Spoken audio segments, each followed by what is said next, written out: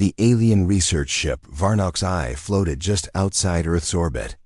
From its wide glass deck, Commander Relin watched the blue planet below with curiosity. He wasn't here for war. He was here to learn. "This world is full of life," said Lyra, the ship's chief data analyst. "But the humans are noisy, loud radio signals. Satellites everywhere." Raylan nodded. "They're young, still playing with fire." Just then, the ship's computer beeped sharply. Lyra frowned and turned to her console. "That's strange," she whispered. "There's a new signal, but it's not coming from the surface." Raylan walked over. "Then where?" Lyra hesitated. "Underground. Deep under their largest ocean. It's old, very old, but powerful." Raylan raised an eyebrow. "Play it." A low, pulsing tone filled the room. At first, it sounded like static. Then words came. Through twisted, broken, but still clear.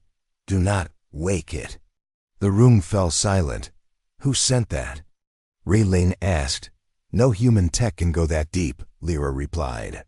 "This isn't from their kind. It's something else." Raylan turned to his crew. "Prepare a landing team. We're going to investigate." The ship disguised itself and entered Earth's atmosphere during the night.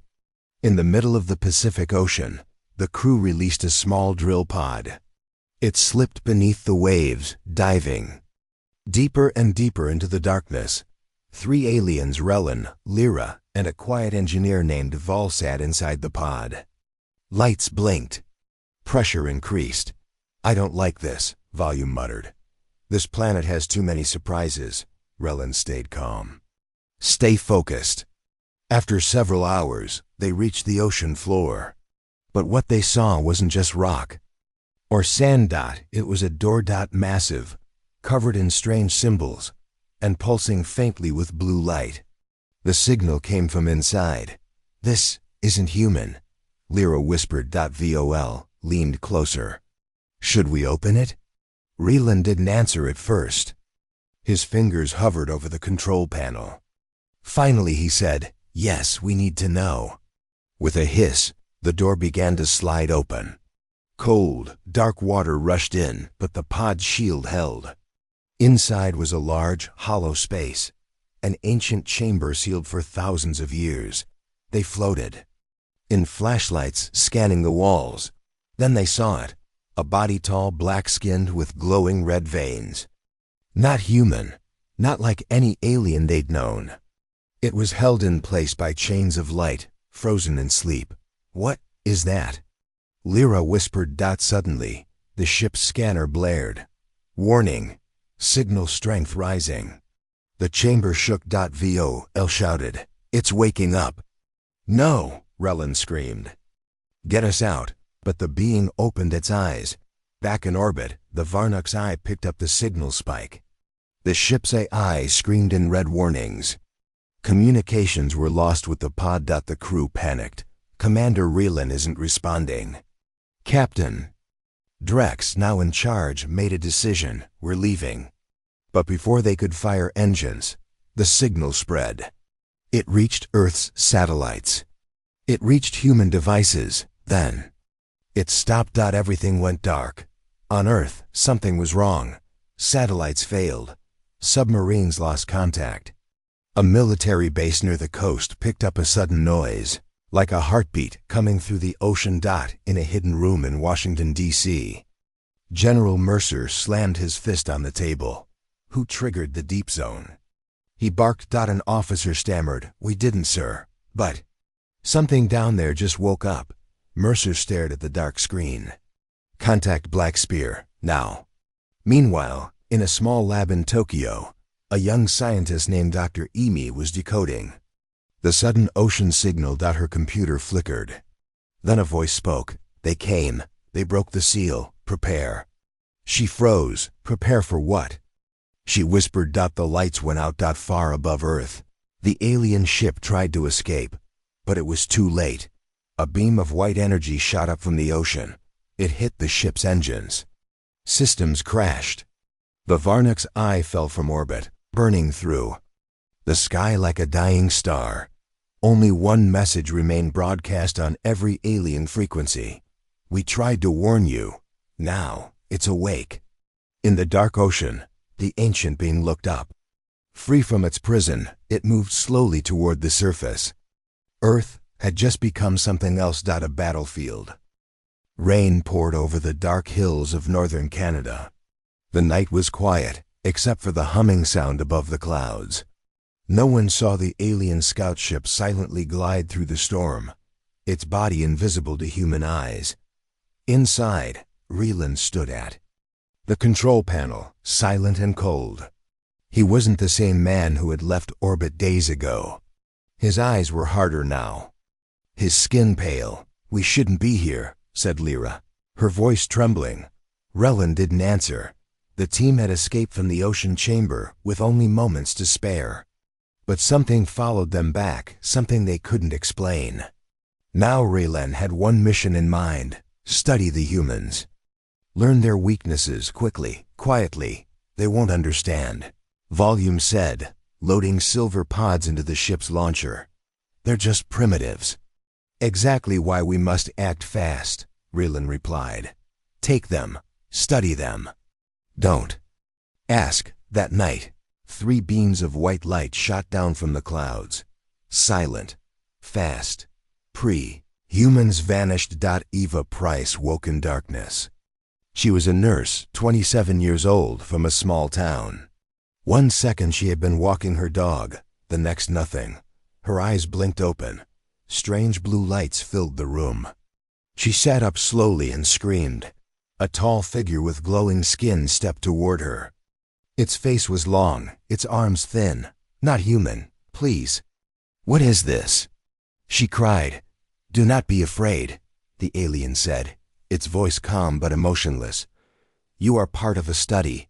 No harm will come." Eva backed away. "Let me go.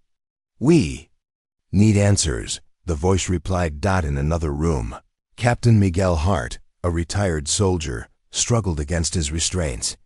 "You picked the wrong man," he growled, pulling hard against the strange metal bands holding his arms. An alien stood nearby, scanning his body with a strange device. "What are you doing?" Hart asked. "We need to understand human limits," the alien said. "You think you're smarter?" Hart sneered. "You're not. You made a mistake." The alien paused. "You are not like the others." "No," Hart said with a grim smile. "I'm worse." Hours passed. The aliens collected blood, brain signals, even dreams. They believed humans wouldn't fight back, that they wouldn't notice. But they were wrong. In a secret lab in Washington, D.C., General Mercer stared at a screen showing 3 missing people. "Disappeared within the same 5-minute window," said the analyst. "No camera footage, no vehicle, just gone." Mercer turned. "Get me Black Spear. We've got a breach." Deep in a hidden base, a soldier named Kai received the alert. Young, quiet, dangerous. Kai was trained for things even the government didn't talk about. He read the message once. Unknown extraction event. Possible non-human origin. Retrieve targets. Use lethal force if required. Kai smiled. Finally, on the alien ship, Eva sat quietly, watching her chance. She had noticed something. The aliens didn't lock everything. They didn't expect escape. They thought she was weak. Big mistake. While the guards stepped away, Eva slipped the metal band off her ankle. It sparked, burned, but came loose. She took a breath, then ran. She passed long halls of glowing glass. In one chamber, she saw Hart. He looked up. "You again?" "Come on," Eva said, freeing him with the same broken band. "How did you?" "Later," she snapped. Alarms started blaring. Red lights flashed. In the command room, Relan slammed his fist. "They're loose. Lock every door." Lyra looked nervous. "They are adapting faster than we thought." Then stop thinking. Contain them. But it was too late. Kai had arrived, using stolen alien tech from a past crash. Black Spear tracked the ship. Kai boarded it mid-air using a stealth drone and entered silently. He found Eva and Hart near the engine room. "Nice work," he said simply. Eva blinked. "Who?" "Friendly," Kai said. "Let's burn the ship." They planted charges across the engine core. Hart laughed as the countdown started. "Tell your friends," he said into a camera. "Earth isn't a lab. We bite back."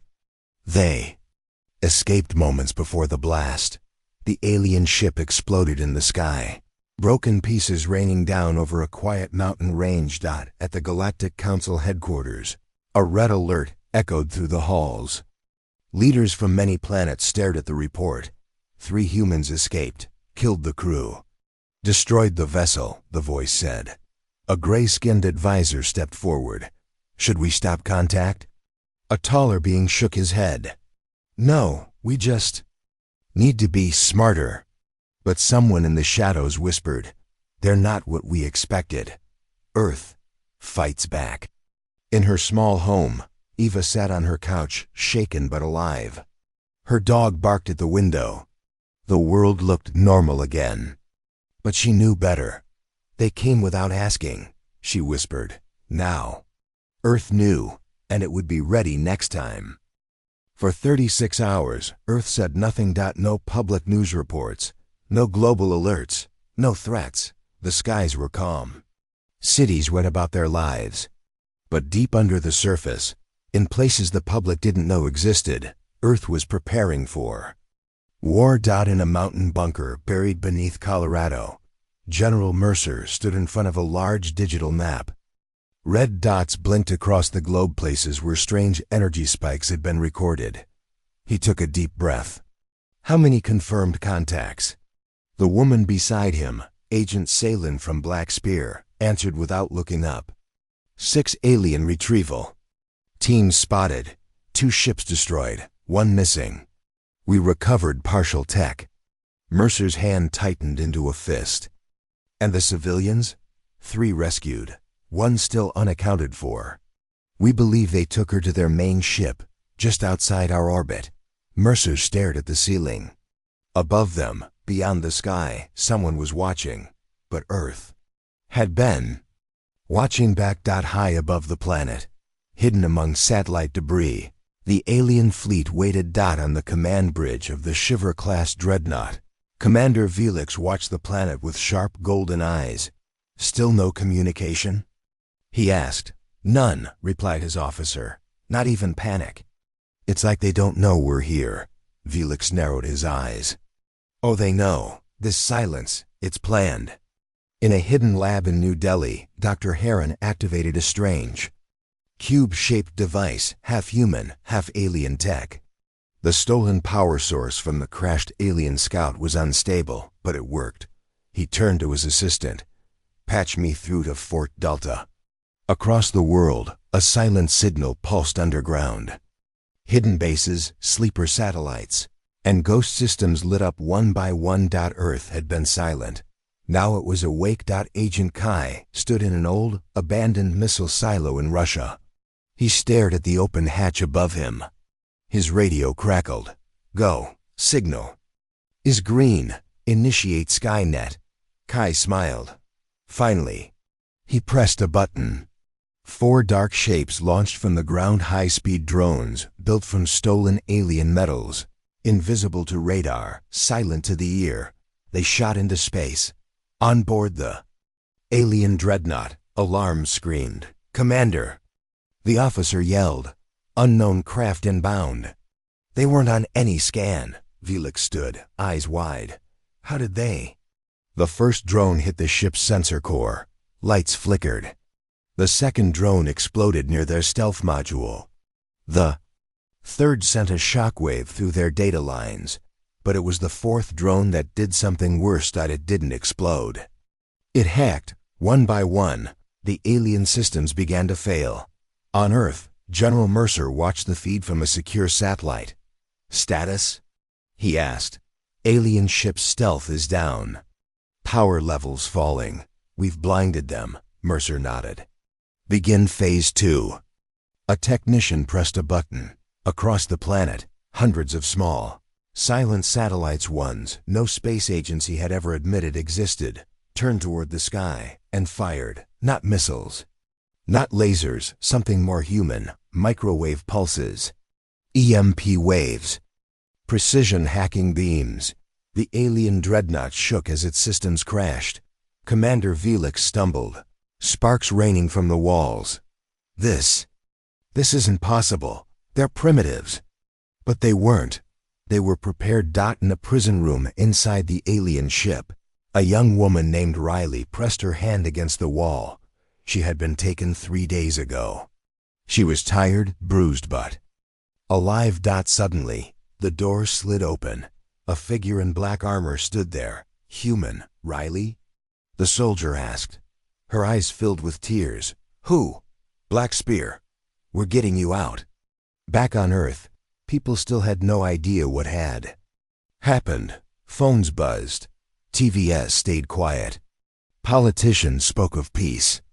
But in the shadows, something big had changed. At dawn, for the first time, an alien ship was brought down by Earth without a single word spoken. No warnings. No speeches. Just action. In a secret council meeting far across the stars, leaders of the Galactic Alliance reviewed the damage reports. A thin, silver alien with 4 eyes said, Earth has proven dangerous. Their silence was not ignorance.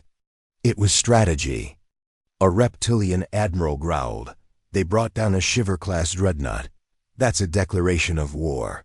But a voice from the back spoke calmly. No, that's a message. Everyone turned. Earth doesn't ask for respect, the voice said. It takes it. On the roof of a government building in D.C., Mercer watched the sunrise. Agent Salen joined him, holding a small tablet. Message intercepted from the wrecked ship, she said. What does it say? She handed him the device. It displayed one sentence in alien script. We underestimated you. Mercer smiled slightly. They won't do that again. No, Salen said. But others will. Earth had been silent. Now the galaxy was listening, and it was afraid. The Galactic Council chamber was built on the moon of Vel-Terran in a tower made of crystal and steel. It was where the most powerful civilizations met. Thousands of species had seats in the circle. Some were old, some were cruel. All believed. They were wise. At the center of the room, a large hologram floated. It showed Earth, spinning slowly in space. An insect-like creature with 6 arms tapped a long claw on the edge of his chair. Are we really wasting time on this? He buzzed. A dirt planet with noisy primates? A thick-skinned lizard alien with golden armor laughed. They barely understand gravity, yet they brought down a Shiver-class dreadnought. Lies, others laughed too. The sound was cold and sharp. Council Speaker Kareen, a tall silver being with no mouth, raised one hand. The room fell silent. Reports are confirmed, Karen said. One of our ships was destroyed. Recovered data shows Earth used hybrid technology, part human, part ours. A whisper moved through the room. Stolen tech? From where? Impossible. A pale alien stood. His voice was smooth but full of worry. They did not steal. They studied, and they learned fast. Speaker Karen turned to the shadows. You've been watching Earth longer than any of us. Tell us what you know. From the back, a figure stepped forward. She was human-shaped, but wore no skin, a synthetic observer. She had lived among Earth's people, watching, learning. Earth is not what it seems, she said. Back on Earth, General Mercer stood in a war room deep beneath the Pentagon. Maps covered every wall. Alien language scrolled across black screens. He looked at the latest decoded message. Galactic Council activated a special meeting, said Agent Salen. They're trying to decide if Earth is a threat or an accident. Mercer raised an eyebrow. What do you think? I think we just scared the wrong people, she said. Mercer nodded. Good, keep scaring them. At the Galactic Council, the laughter had ended. The synthetic observer continued speaking. For centuries, Earth was ignored. You believe them small, but they adapt.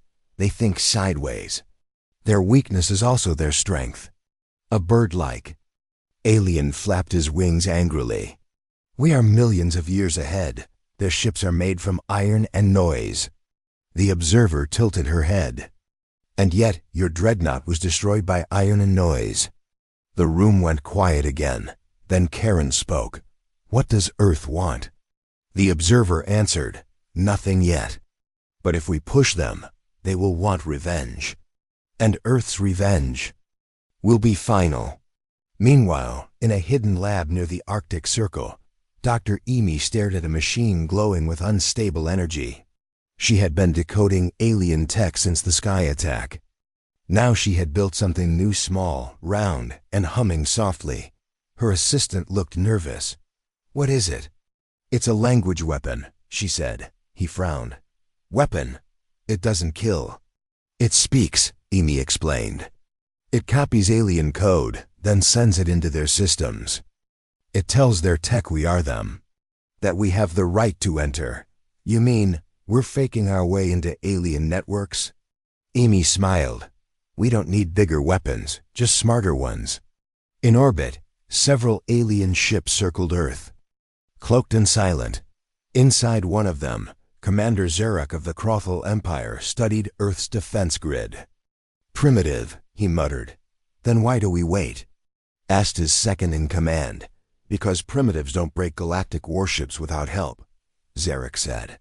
Something's hiding on that planet. His ship moved lower, ready to scan. That's... When it happened, the ship's lights flickered. Alarms screamed. Every screen went black dot, then one message appeared, in perfect Crothal language. You watched. We watched back. Then the ship vanished in a flash of light. No trace. Gone. Back. At the council, news of the Crothal ship's destruction reached them within minutes. Speaker Karen stood slowly. Another vessel gone? A red-scaled general stood, voice rising. This is war. No, the observer replied, stepping forward again. This is your warning. What do you mean? Someone asked. The observer's eyes glowed faintly. Earth could have spoken. Instead, they listened. They stayed silent, and during that silence, they prepared. Now they are speaking with actions. Speaker Karen turned to the council. What should we do? Some shouted for war, some demanded peace, but others, older, wiser, just sat in silence. They knew the truth. Earth was no longer a curiosity. It was a challenge. In a bunker under London. Agent Kai stood by a table holding fragments of the alien ship brought down last night. New orders? He asked. General Mercer appeared on the screen. We don't strike yet. We let them worry. Let them panic. Kai smiled. And when they ask for peace, then we decide if we listen. Far away, on a moon that had never seen war, the council finally stopped laughing, because Earth had made its move, and the galaxy finally felt fear. In a hidden command center deep beneath the Nevada desert, the walls hummed with energy. Large screens showed live feeds from space and Earth's orbit. The world's top leaders and military minds gathered around a polished table. General Mercer stood at the head, his face hard and serious. This is no longer a game, he said. The Galactic Council believes Earth is weak. They think we're easy to break. Agent Salin nodded. They saw what we did to their ship, but they don't understand what we have. A tall scientist stepped forward. Dr. Hareen held a tablet showing blueprints of strange machines. This is the retaliation protocol. It's been in development for years, secret and silent. Mercer's eyes locked on the display. Explain. Heron tapped the screen. It's a defense system that combines human creativity with alien technology we captured. Orbiting satellites, AI warships, EMP cannons, everything designed to hit fast and hard. Salin added, and it's fully automated. Once triggered, it doesn't wait for orders. It defends Earth without hesitation. A younger officer spoke up. Is it ready? Heron smiled grimly. It's ready. We just need to decide when to use it. Above Earth, hidden in geosynchronous orbit, giant satellites flickered to life. Each one looked like a silent guardian, waiting in space. The alien fleet was still recovering from the last strike. Commander Felix paced the bridge of his damaged dreadnought. "We should retreat," his officer said nervously. "No," Felix snapped. "They are primitive but dangerous. We need answers." Suddenly, his screen flashed red. "Warning, incoming objects detected." Felix cursed. Not again. 4 sleek black ships raced toward them, fast and silent. They were Earth's eye warships built from stolen alien metal but designed by human minds. On the surface, a satellite command center buzzed with activity. Kai stood by the main console. "They'll try to hit us back," he said. "But we're ready." The room went dark for a moment. Then a low hum filled the air. Heron's voice came over the comms. "Activating EMP cannons." Outside, giant beams of energy shot upward, hitting the alien ships with blinding force. Explosions rocked the fleet. Felix shouted, "Shields failing! Prepare for crash." Back on Earth, Dr. Emi monitored the system with intense focus. "We're hitting their power cores," she said. "Systems are going offline." Mercer's voice was calm but firm. "Keep pressure. No mistakes." Salen looked at the satellite feeds. "This is war." In a small room inside the alien flagship, a group of scientists watched in horror as their systems crashed one by one. "We underestimated humans," one said quietly. Another growled. "They fight smarter, not harder." In the chaos, a message blinked on their main console. "Retaliation protocol activated. Earth is protected." Suddenly, the ship's main doors burst open. Human Marines in black armor stormed in. Hart led them. End of the line. On the bridge, Felix faced them, stunned. "You fight like demons," he said. Hart smiled. "We're human. And this is only the beginning." Back in the Nevada bunker, Mercer watched the battle unfold on the screens. "Retaliation protocol is working," he said quietly. Salen grinned. "They thought Earth was easy to break," Mercer nodded. "Now they know better." Far away, in the shadows of the Galactic Council chambers, whispers grew louder. "They've changed," said one voice. "They've become a true enemy," said another, and Earth was no longer alone. Deep inside a hidden bunker beneath the Swiss Alps, a team of scientists worked late into the night. The air buzzed with excitement and fear. This was no ordinary project. Dr. Emi wiped sweat from her brow. "It's almost ready," she said. "The final test is tomorrow." Her assistant, Jonas, looked worried. "Are you sure it will work? We have no backup if it fails." Amy smiled softly.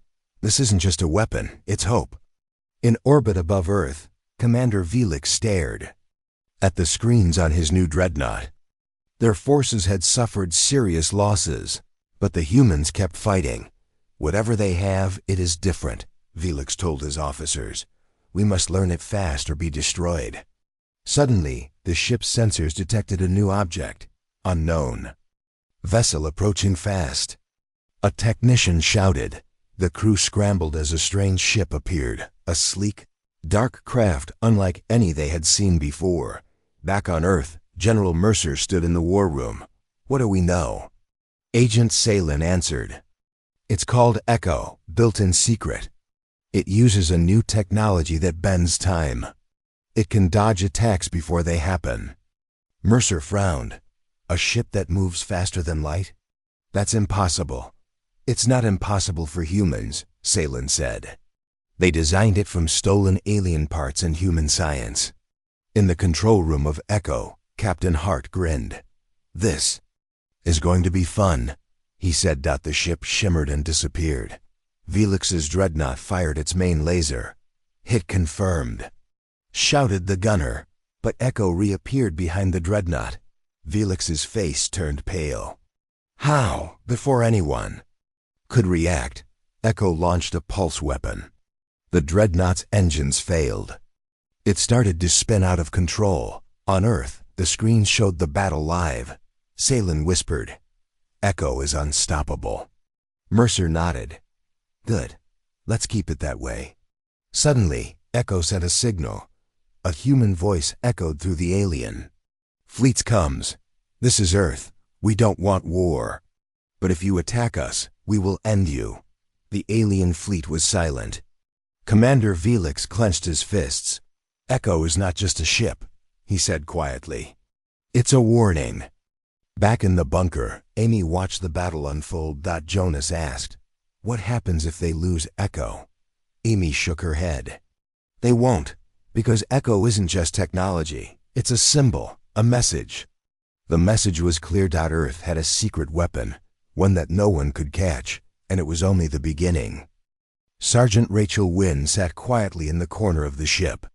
Her armor was scratched. Her eyes were cold. The mission briefing played on the screen in front of her, but she wasn't listening. She was staring at the photo in her hand, her little brother, Noah. He was only 13, she whispered. Lieutenant Harris stood nearby. He lowered his voice. "You sure you're ready for this?" Rachel looked up. "They bombed my city, killed my family. This isn't just war anymore. It's personal."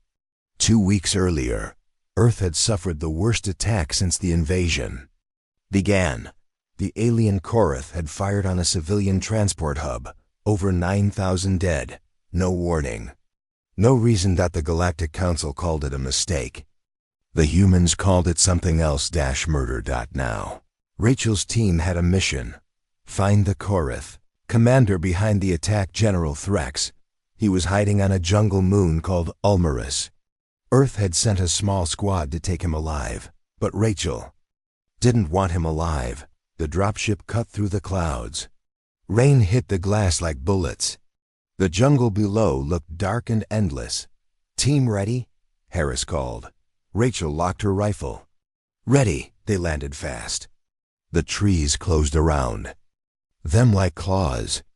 Steam rose from the wet ground. "Eyes open," Rachel said. Korath tech blends with the trees. She moved like a ghost. No sound, no hesitation. Her mind wasn't on strategy anymore. It was on Noah's voice, his laughter, his dreams. And the silence that replaced it. After 1 hour of searching, they found a trail, burn marks, footprints, and a broken metal shard. "It's Korath alloy," their engineer said. "They're close." Rachel narrowed her eyes. "Then we're closer." Night fell. The team stopped to rest. Rachel sat alone, staring into the dark. "Should have been there," she muttered. "Should have protected him." A voice came from the shadows. "Blame the one who gave the order, not yourself." It was Harris. He sat beside her. "You know," he said, "my wife was on that transport." Rachel looked at him, surprised. He nodded. "That's why I didn't stop you from coming." Rachel clenched her fists. "We don't arrest Threx, we end him." Harris said nothing, but he didn't argue. The next morning, they found the base part metal, part tree, hidden under thick vines. 2 Korath guards stood outside. Rachel didn't wait. She moved fast. Silenced rifle, up 2 clean shots. They went down. The team stormed in. Blasts, screams, smoke. Room by room. They cleared the place. And then they found him. Rex. Alone. Sitting in a steel chair. No guards. No chains. Just calm, cold eyes. "I've been expecting you," he said in a deep voice. Rachel raised her gun. "You killed thousands," she growled. "You killed Noah." Threx tilted his head. "I followed orders like you." She stepped closer. He was 13. Threx's tone didn't change. "Your people built weapons. You entered space knowing the risks. This is war." Rachel's hands shook. "No, this is murder." "Then do it," Threx said. She froze. Her finger on the trigger. But something inside her twisted. Would killing him bring Noah back? Would it end the pain? Behind her, Harris spoke quietly. "We take him back. Let the world see him stand trial. Let justice speak louder than rage." Rachel lowered her gun. Slowly, They secured Threx. As the team moved back through the jungle, Threx looked at Rachel. "You think peace is strength," he said. "But revenge is clearer." Rachel didn't answer. Back on Earth, the trial was broadcast live. Threx sat in silence as the evidence played. The council tried to defend him, but the truth was too loud. He was sentenced to life in the deep void, never to see a planet again. Rachel watched from a rooftop. Noah single quotes S photo in her hand. A tear rolled down her cheek. Later, Harris joined her. "You did the right thing." Rachel nodded slowly. "It still hurts." He placed a hand on her shoulder. "It will, but now it means something." Rachel looked at the stars. And for the first time in weeks, she didn't feel empty. She felt human again. Captain Elena Cross stood at the edge of the observation deck, staring into the endless dark. Stars blinked like distant candles, but one space stood empty, black and dead. It was where the enemy homeworld used to be. No one spoke of what Earth had done, but everyone remembered. "They asked for peace," someone whispered once. "Then they sent bombs." Now Earth had replied, not with words, but with silence. And fire. "Captain, we've received a signal," the comms officer said. His voice was quiet but tense. Elena turned. "From who?" "We don't know." The signal didn't come in words. It was a repeating pulse, like a heartbeat made of light. It came from deep space, near the ruins of the Korath capital. "Decode it," she ordered. The ship's AI tried, failed, tried again. Then slowly an image formed. Not a weapon, not a threat. A single phrase, written in human language. "We see you." Elena's heart skipped. She leaned forward. "Play it again." The pulse repeated. Same words. Same speed. It was human. But Earth didn't send it. Commander Malik stepped onto the bridge. "Captain, you need to see this." He held a small cube. It flickered to life in his hand. A hologram appeared, grainy, broken, but clear enough. A man stood in the image.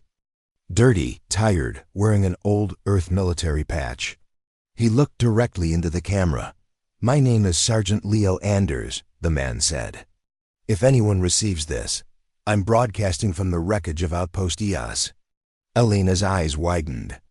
"That outpost was destroyed 5 years ago." The recording continued. "We were hit during the first wave. They left us to die. But some of us lived.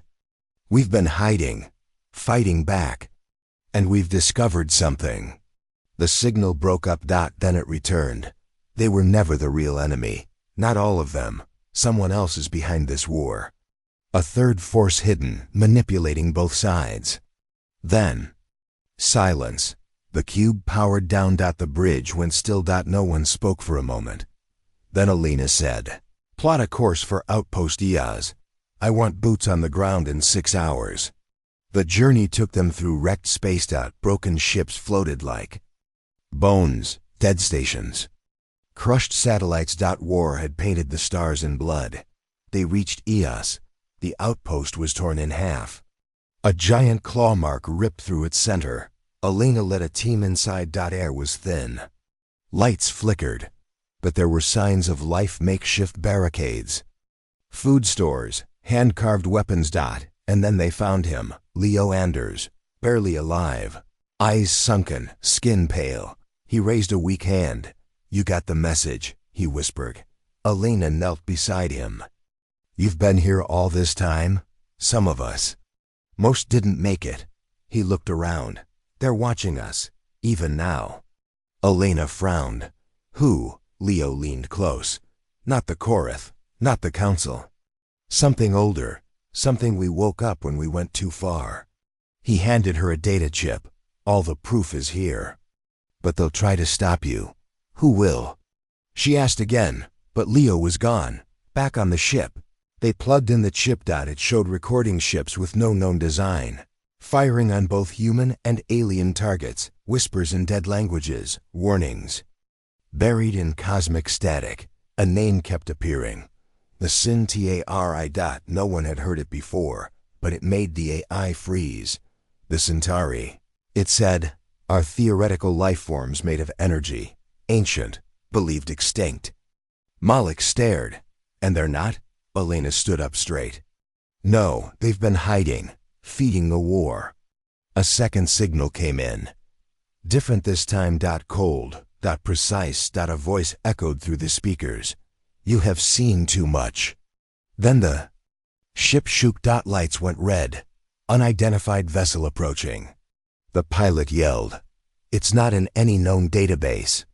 A massive ship appeared, black as shadow, shaped like a blade. No heat. No comms. No signature. It opened fire. Elena acted fast. Evasive. "Return fire." Missiles flew. Beams clashed. But nothing touched the enemy ship. It moved like it could predict every strike. Malik shouted, "Our systems are failing." "Get the message." "Out," Elena screamed. "Send it to every Earth station." The comms team worked fast. They attached Leo's chip. The truth. About the Sintiar, about the war. About the lie they were all living. The enemy drew closer. Elena looked at the stars. "If we die, let them remember why." The signal launched. A pulse of light. A burst of data. Burned into the sky. The enemy fired one final blast, and everything went white. Later, on Earth, a child looked up at the stars. A strange pattern of lights blinked above. His mother stood beside him. "What does it say, Mama?" She smiled softly, holding back tears. "It says we're not alone."